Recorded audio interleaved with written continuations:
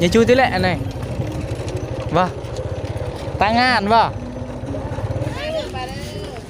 อันนี้ว่าทุเรียนเนาะมันมีนะเป็นตุ้มน้อยน้ำน้อยอันนี้นะน้ำใหญ่น้องขอถามเลยขายเป็นโลหรือว่าขายเป็นแบบไหนขายโลเท่าไหร่ว้าวนี่มันกุ้งเนาะโลเท่าไรแม่กุ้งโล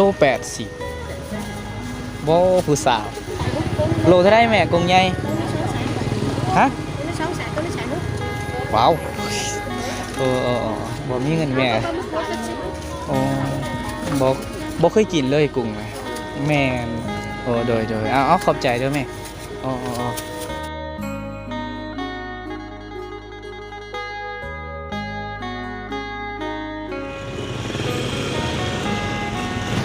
สบายดีทุกคนสบายดียามตอนแรงทุกคนเลยตอนนี้ไอ้เจ้มาอยู่ที่ตลาดเมืองเซโปหรือว่าอยู่ที่เมืองเซโปทุกคนนะทุกคนเลยวิดีโอนี้ไอ้เจ้จะได้พาทุกคนไปเที่ยวชมบรรยากาศตลาดแรงอยู่ในเมืองเซโปเลยอยู่นี่ไอ้เจ้กำลังยืนอยู่ตอนบนระหว่างคิวรถนะทุกคนไอ้เจ้กำลังยืนอยู่จุดนี้นะทุกคนเลย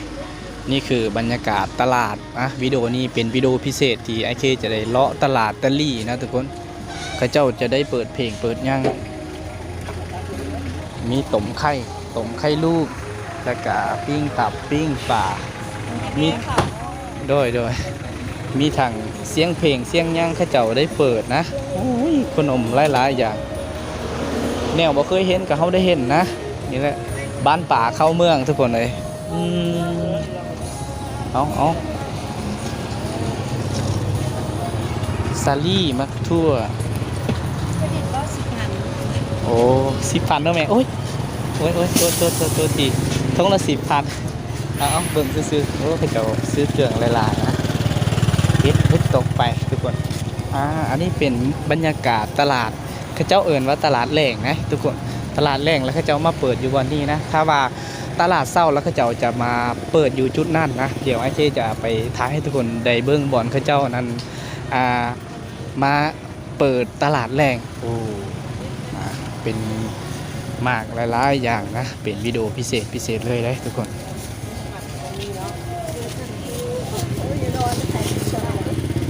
นี่ก็มังไม่ป่าอาหารหลายๆอย่างนะเขาได้แต่เบิ้งซื่อๆทุกคนบ่มีเงินสิซื้อสวยครับนะคืออันลุงแม็กนะหรือว่าเลาะตลาดตะลี่นะเขาเจ้าได้มากก็ต้องได้สื่อนะแต่ว่าเขาจะบ่ได้สื่อบ่ค่อยได้มีเงินนะทุกคนเอาย่าง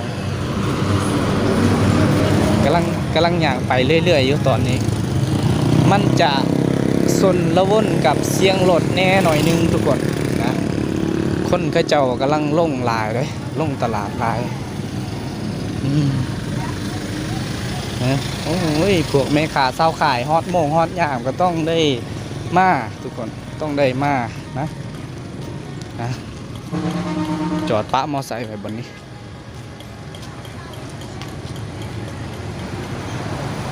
เป็นถ้าว่าเป็น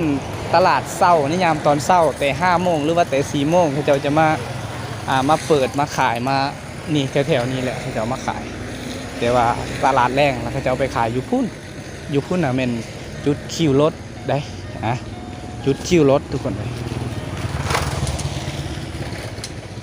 เย่นี่ถ้าว่าตลาดเช้านะคนจะเต็มไปอยู่แถวนี้แหละจะขายแต่ว่าตอนนี้โอ้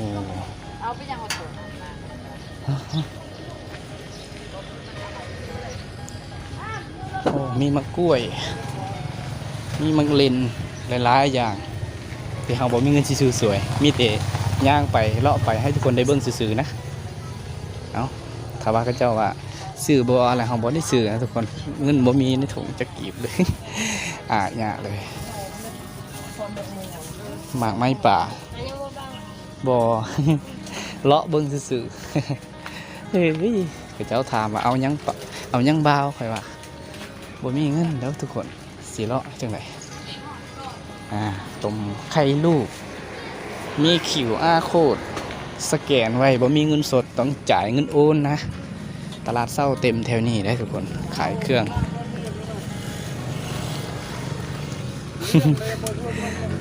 อืมโอ้ยหมวกงามพักบัวมักหนาวมักยังแถวนี้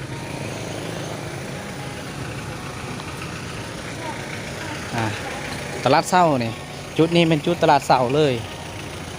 ถ้าว่าไอเคมีเวลาจะได้ให้ทุกคนได้เบิ่งบรรยากาศตลาดเช้าทุกคนแต่ว่าช่วงนี้นะบ่ค่อยได้มีเวลาปานใด นะ2 มื้อบ่ได้อัดวิดีโอให้ทุกคนได้เบิ่งนะทุกคน2 มื้อเต็มเลยนะประเดี๋ยวจุดเฮ็ดขนมนี่จุดนี้ถ้าว่าตอนเช้าทุกคนเลยถ้าว่าตอนเช้าจุดนี้แหละโอ้โคตรหลายเลยแต่ว่าตอนนี้น่ะบ่มีเลยนะมีแต่แหละตลาดแรงนะบ่อนเฮ็ดน้ำอ้อยเฮ็ดน้ำหยังอยู่พุ่น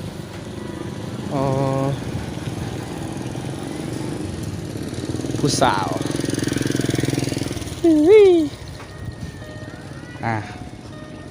ตามที่ไอเคเคยเบิ่งในคลิปวิดีโออัน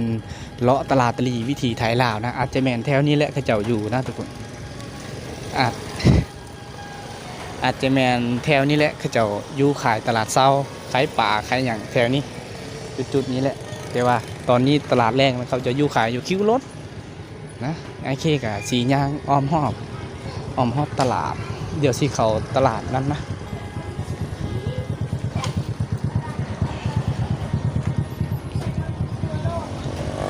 ห่านน้ำนางท้องเวิร์นว้าวนางท้องเวิร์นห่านน้ำนางท้องเวิร์น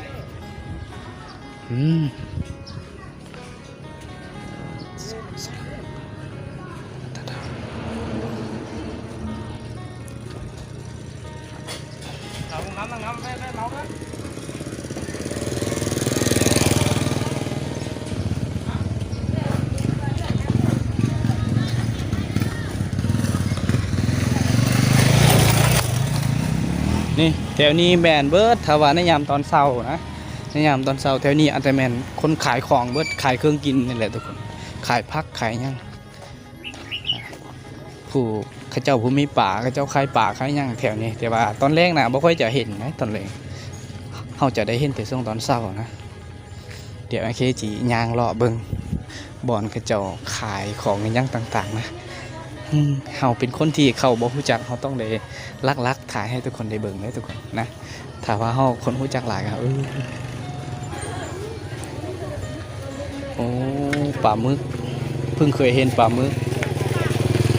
สดเลยฮะ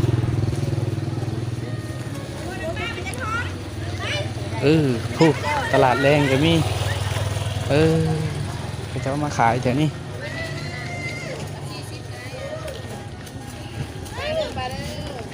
อันนี้ว่าทุเรียนเนาะโอ้เพิ่งเคยเห็นตัวจริง เขาก็เคยเห็นในคลิปโอ้นี่แมนทุเรียนนะเพิ่งเคยเห็นเป็นตัวจริงขอเบิ่งหน่อยเด้อมันเป็นน้ำใหญ่กว่ามังมีเลยนะถ้ามังมีน่ะเป็นตุ้มน้อยน้ำน้อยอันนี้น่ะน้ำใหญ่ที่เราเคยลองกินนะทุกคนบ่มีเงินซื้อกิน ถ้าว่ามีก็จักซื้อจักหน่วยนึงนะมาลองกินเลยแม่ค้าเพิ่นมาขายทุเรียนโอ้ยเอาขายแบบนอกหรือว่าขายแบบพิเศษนะอันน้องขอถามเลยขายเป็นโลหรือว่าขายเป็นแบบไหนขายเป็นโลเท่าไหร่ว้าวเอาโลแสนสาวเข้าใจโลแสนสาวเขาเจ้าขายเว้ยทุกคนเลยโดยโลแสนสาวโอ้ยแสนสาวก็ต้องเป็นเงินบาทเท่าไหร่แล้วทุกคนนะนี่มันกุ้งเนาะโลเท่าไรแม่กุ้งโล80โว้ผู้สาวตางานไม่ได้ป่ะโอ้ยผู้สาวงามฮะโลเท่าไรแม่กุ้งใหญ่ฮะว้าว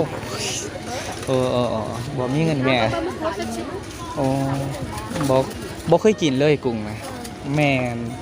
โดยเอาขอบใจด้วยแม่โลละแสนปลายโลละ80โอ้ยบ่มีเงินสิซื้ออันนี้ไก่ ขออนุญาตเบิ่งเด้อเบิ่งจังหน่อยก่อนนี่แหละอ้าว ตลาดแรงในเมืองเซโปะนะตลาดแรงอ้ายในช่วงตอนแรงเนี่ยคนกระเจ้าเขาสื่อลายเลยทุกคนอันนี้ผักบ่งบ่เนาะโอ้ผักบ่งเหมือนผักบ่ง เหมือนผักบ่งนะ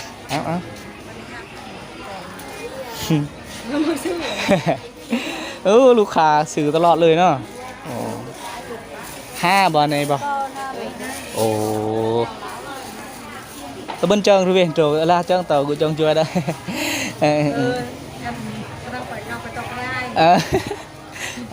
ถ่ายวิดีโอon no เหิมไหมขันจังรู้เว้ยจะกูไปจังช่วยได้ทั้งพุ่นแม่นบอลขายอาหารนะอาหารสัตว์ป่าหรือสัตว์บ้านนะทุกคนเขาเจ้าเข้ามาซื้อหลายนะเพราะว่าตอนแรกนะเขาเจ้าจะกินอาหารเนี่ยแซ่บๆโอ้มากนาวตัวนี้ได้ย่างผ่านว่าสิถามเข้าหลายนะว่าสิถามนั่นนี่ทุกคนแต่ว่าบ่มีเงินซื้อก็เลยบ่ได้ถามหลายนะมีแต่ย่างไปเรื่อยๆให้ทุกคนได้เบิ่งนั่นแหละเอากะละวัดเด้อ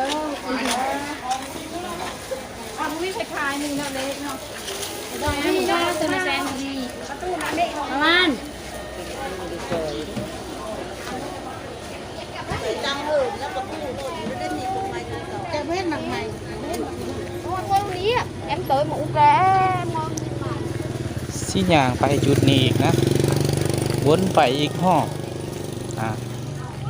ก็พอได้หมวนอยู่ได้ทุกคนถ้าว่าตอนเศร้ากะคือสิมวนกว่านี่นะมีคนเต็มตอนเศร้านะเขาไปซื้ออาหารเศร้า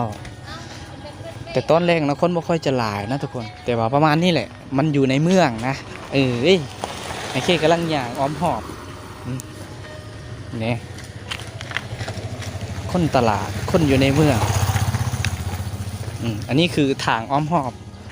อบตลาดจุดนี้คือตลาดเลยทุกคนบรรยากาศตลาดนะทุกคนบรรยากาศตลาดเมืองเซโปนแขวงสวรรณเขตไอเคกะโดนได้ออกตลาดเธอหนึ่งแต่ว่าวิดีโอนี้มื้อนี้ไอเคจะได้ออกเป็นออกตอนแรงเลยนะจะได้ให้ก็เลยจะได้ให้ทุกคนได้เบิ้งบรรยากาศตอนแรงก็ถือว่าไอเคมากอะมาให้ทุกคนได้เบิ่งนั่นแหละแล้วก็มาซื้อของที่สำคัญแน่หน่อยนึงนะนี่เป็นอีกเบื้องนึงถ้าว่าตลาดเศร้าจะมีคนขายของอยู่แถวนี้นะรถเขาเจ้าคนส่งหลายบ่อนนี้เป็นบ่อนเขาเจ้าจอดรถหรือว่าอีหยังนะคนเจ้าซื้อเครื่องซื้อหยังแถวนั้น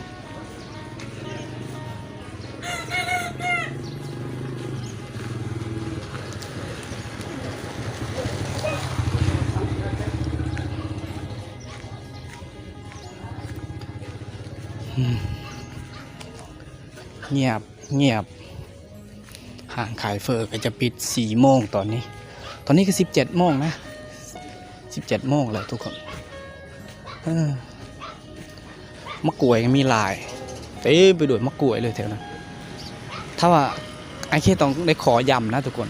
ถ้าว่าในยามตอนเช้าแถวนี้เต็มไปด้วยคนขายของกินเบิดเลยไปเฮาไป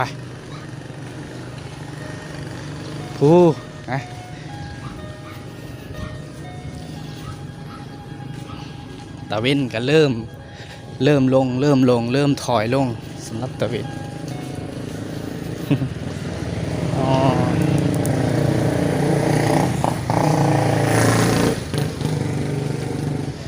ถ้าว่าสินั่งหรือยืนเบิ้งผู้สาวแถวนี้อาจจะบ่อึดผู้สาวทุกคนนะแต่ว่าไอ้เคจะบ่กล้าได้ทักถามเขาเจ้าดอกนะมีแต่ได้ยืนให้ที่เจ้าได้เบิ้งทางพุ่นแม่นบอนน้ำบอนขายน้ำนะทุกคนจุดนี้คือจุดขอย้ำนะคิวรถนี่จุดคิวรถตลาดแรกเดี๋ยวตอนนี้ไอ้เคจะได้ถ่ายให้ทุกคนได้เบิ่งบรรยากาศในระหว่างทางนะตอนนี้กำลังเดินทางเมื่อ40 กิโลเมตรจากเมืองไปหาหมู่บ้านไอเคเดี๋ยว ดียวไปนี่มันตัดเลยฮะโอ้คือเปล่าปิดห้างโอ้ยต้องใส่อาหารกล่องนี่อย่างนี้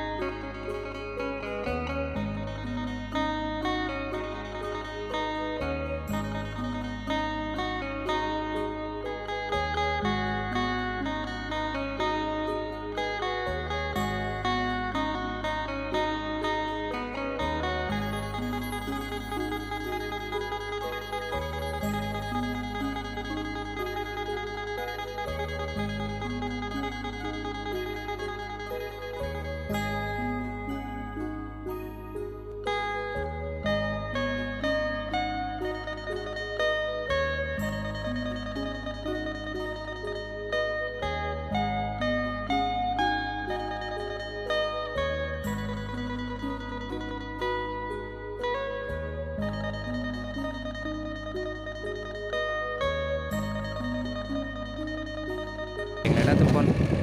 เราต้องได้คอยขี่คอยไปนะถ้าว่าเอาถือไว้เข้ากล้องเฮาอาจจะตกแต่ว่าตอนนี้เราต้องได้คอยขับเคลื่อนอย่างคนนี้ฝุ่นควันใหญ่ไป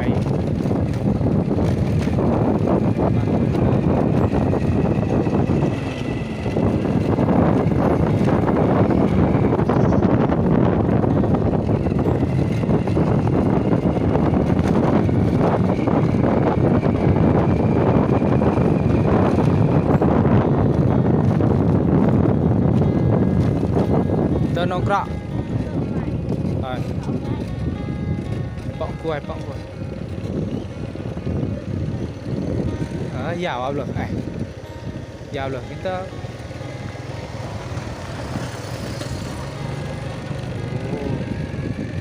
ตะเล็กก็มาในจูก็ช่วยจะตั้งงานก็นี่แหละบรรยากาศในระหว่างทางยามตอนแรกทุกคนอย่างที่ทุกคนได้เห็นนั่นแหละเจ้าได้พายทงพายหยังนะมาแต่ไปเฮ็ดงอกเฮ็ดงานนี่แหละทุกคนสิไปถามพระเจ้าอย่าจูติแหละอันไหนบ่ตั้งงานบ่จูติไทยถามพระเจ้าก็เขาเจ้าพบนะโอ้ผู้สาวถามก็เจ้าบ่ตอบโอ้ยมีแต่เขาต้องได้ค่อยขี่รถทางเจ้านะ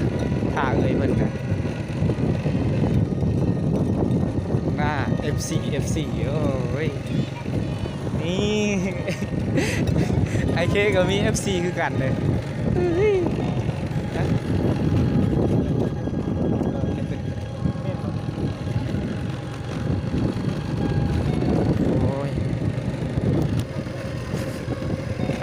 ผ่านหมู่บ้านคนเลยนะทุกคนผ่านไปหมู่บ้านนึงแล้วยังอีกหมู่บ้านนึงยังอีก2หมู่บ้านเพื่อสิข้ามเสฮอดหมู่บ้านไอเคนะผู้ทางคุณคือบรรยากาศครึมๆอยู่นะฝนสิตกทุกคนทางนี้แจ้งคักทางนี้ทางคุณฝนสิตกไว้เดินรถโอ้ยถือรถไว้แท้เราต้องได้ขับรถอยู่มือเดียวเราต้องได้ค่อยไปเลยทุกคนถ้าว่าชื่อเร็วชื่อไวกับบ่ไวนะมันจะเกิดอันตรายทุกคนเลย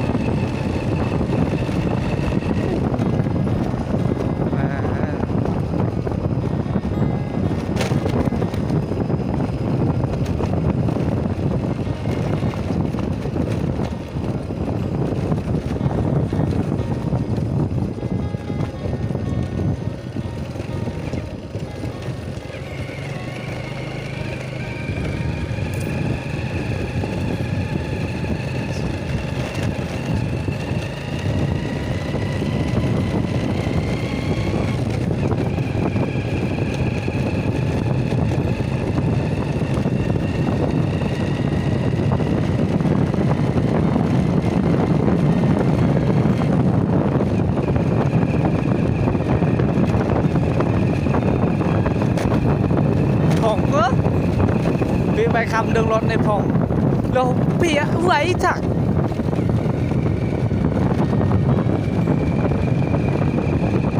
ไว้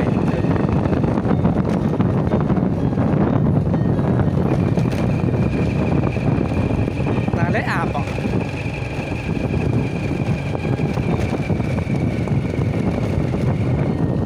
นั่นได้อะป่ะ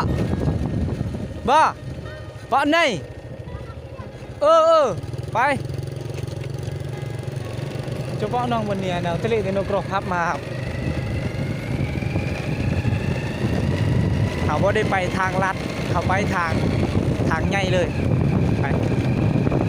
อีกยัง30นาทีนะหรือว่า40นาทีก็สิฮอด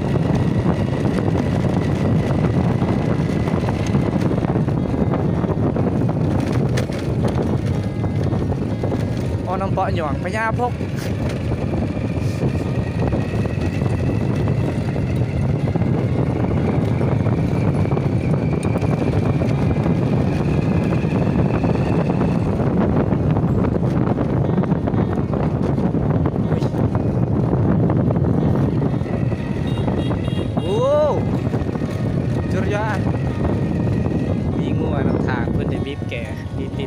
ติด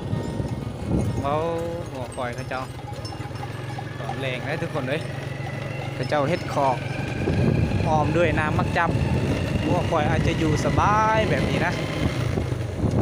นี่คือเส้นทางเข้าหมู่บ้านหลายๆหมู่บ้านได้ทุกคนถ้าว่าไปซื้อตัวนี้อาจจะเป็น3-4หมู่บ้าน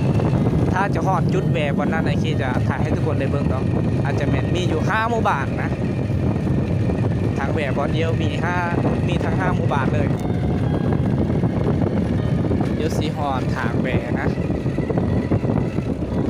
นี่ถ้าย่างไปย่างเนาะถ้าว่าเขาขี่ไปซื้อพุ่นอาจจะเป็น3หมู่บ้านเก่งกี่และหมู่บ้านนาหัวน้ำแล้วทุกคนถ้าว่าเฮาแวจุดนี้อันนี้คือทางแวหมู่บ้านไปแบบบ้านไอเคเลยอันนี้คือหาหมู่บ้านเลยเส้นทางตัวนี้สุดหาหมู่บ้านจัดป้ายบ้านโอ้วัยรุ่นอ่ะงะ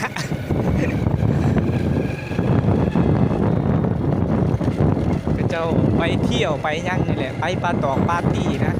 เพราะว่าเขาจะออกมาตอนแรงนะทุกคนสำหรับโสดนะสำหรับคนโสดใช้ชีวิตแบบคนโสดเอาวันนี้ลุยต่อผ่านไปอีกยัง2หมู่บ้านนะเพื่อสีหอขามเซ่ขามยังทุกคนเลยพี่น้อง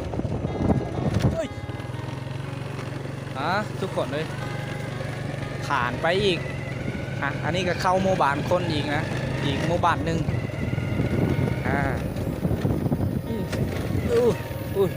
เซตเข่ากล้องเข่ากล้อง3กล้อง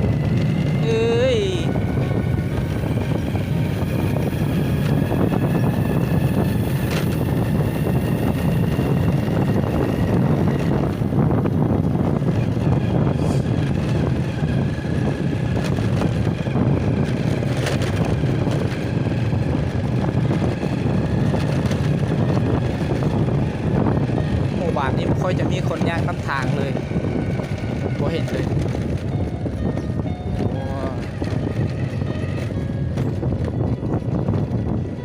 เป็นแต่เด็กน้อย